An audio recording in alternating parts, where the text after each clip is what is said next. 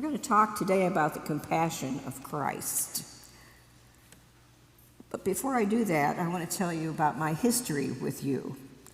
When I had to give my sermon for an ordination sermon for the Committee on Ministry at Presbytery, I came to the old church. And remember the spiral staircase up to the pulpit? Some do. Well, I finally get up to the pulpit and I couldn't see over it. So a man came up and he pulled a drawer out from underneath, and I stood on that. And you'll see that when I preach, I'm pretty busy. Well, I fell off of it. And I jumped up back and got back up so quick that I didn't miss a single word, but I'll never forget that day. And I almost think the committee passed me because they felt sorry for me. Oh. Well, in the midst of this uncompassionate world, think about our compassionate Christ. His feelings always went out to the suffering and the needy. He not only empathized with them, he also sought to share with them and meet their needs. The text today reminds us of the compassion of Christ in the face of death. The news of the tragic, uncalled for, and obscene death of John the Baptist struck deep sorrow into Jesus' heart. After all, it was his cousin. When Jesus heard this, he withdrew to a lonely place apart from the others.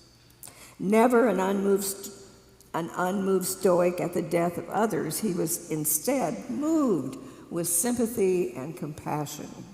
And in the Gospel of Luke is the telling of the sorrow of Mary and Martha, so poignantly displayed in Jesus weeping at Lazarus' death.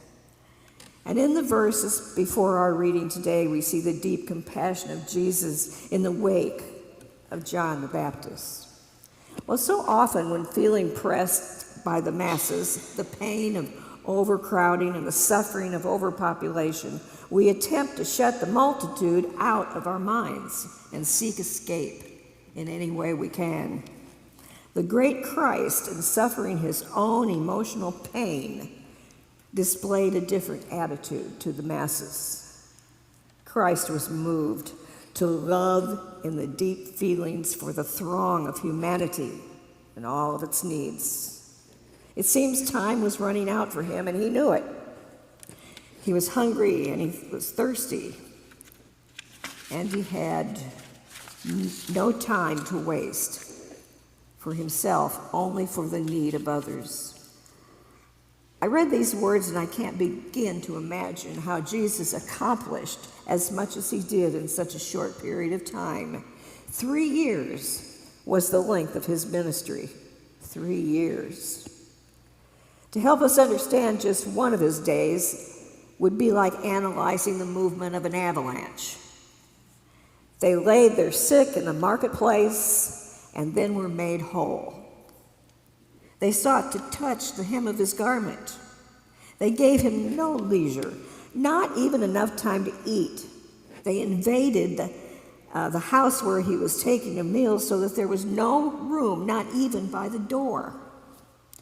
And in those breathless days, he was so often hungry, even when he sought fruit from that barren fig tree beneath the walls of Jerusalem.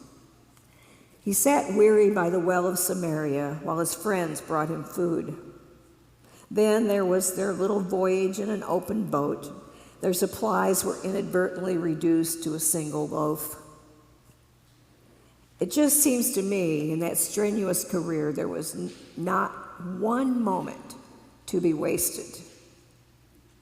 And in the Gospel of Mark, his favorite word was immediately. Immediately. Let's get this going. And then there's the urgency of the disciples asking Jesus how to feed them all. I love his reply, you feed them. Important people sought his acquaintance. Think of the king's officers at Capernaum whose son was healed. Or there was the centurion who pled for the life of his servant. There was Jairus, ruler of the synagogue, brokenhearted over his daughter's death. These are just a few reminders of all he gave to others, forgetting himself no matter where he was or who he was among. He always gave them his best and sometimes even more. In a world of competition and survival of the fittest, we could easily ignore the sick and the injured and the isolated. That was never the way of Christ. His feelings always went out to the blind, the lame, the paralyzed, the deaf, and the ill. It was not, however, enough for him to empathize with them. His compassion always led him to action, to a ministry of reaching out to them, to lifting them up and healing them. Besides that, he was never content to care only for the spiritual and religious needs of others. He was too much a realist for that. One who cared for the whole life to make that mistake. And neither did he make the mistake of allowing the overwhelming magnitude of the problem to immobilize him. Nor did he let the scanty resources frustrate him. He was not content with mere compassion, empathy, and feelings for the hungry. He acted to meet every need, foregoing his own. And he made it clear to his disciples in saying, "Without me, you can do nothing." I find that true of all of us. Without him, we can do nothing. I've been a minister of pastoral care for many years. It takes training and compassion toward brothers and sisters in their suffering. I've been asked to accept his compassion in my own life, transforming me so that I become a more compassionate caregiver of others and more able to meet the needs of those suffering and hurting. I believe the degree of our compassion for others depends on our capacity for our self-acceptance. You see, when the compassion of Christ is interiorized, the breakthrough in caring occurs. So often at the bedside of a suffering person, I would find myself breathing in their suffering. When nothing else matters, only real compassion can occur. How many times have we wrestled with pain and remember the words of Jacob? "I will not let go unless, God, you bless me." I will not let go unless you bless me. This ministry requires me to heed the image of God by teaching his unconditional love. We can call him God, Abba, Father, friend. But the main business I have is not only to have learned how to think about God, but actually encounter him.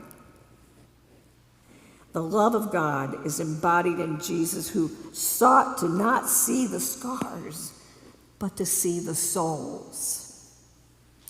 He loves them not for what he finds in them, but what lies within himself. He loves the loveless, the unloving, the unlovable. He is constantly trying to communicate that love to us. When do we realize that without him, we can do nothing? Speaking of love, Ole and Olga lived on a farm in Iowa. Olga was starved for attention. Ole never gave her any sign of his love. Olga's need to be appreciated went unfulfilled. At her wit's end, Olga blurts out, "Ole, why don't you ever tell me you love me?" Ole stoically responded, "Olga, when we were married, I told you that I love you, and if I ever change my mind, I'll let you know."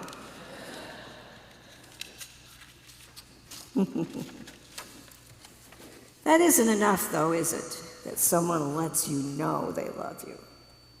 Daily, we need to express our love for one another, just as God does for us daily in his Son, Jesus Christ. Love is new every day. If you've if you have your eyes open.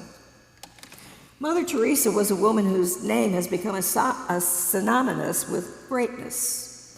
The correlation may have resulted from her philosophy of greatness. She simply believed we can do no great thing, only small things with great love. These words are reminiscent of our Lord's immortal words of greatness found in Mark 10:43, which says, "Whoever wishes to become great among you shall be your servant." And when we minister to our friends in need, the mission becomes as an easy one. Yet when we are called upon to care for a stranger, sometimes we hesitate, knowing that it is His divine will that sets strangers before us. We should not be afraid, for we can do all things through Him who loves us. Thanks be to God.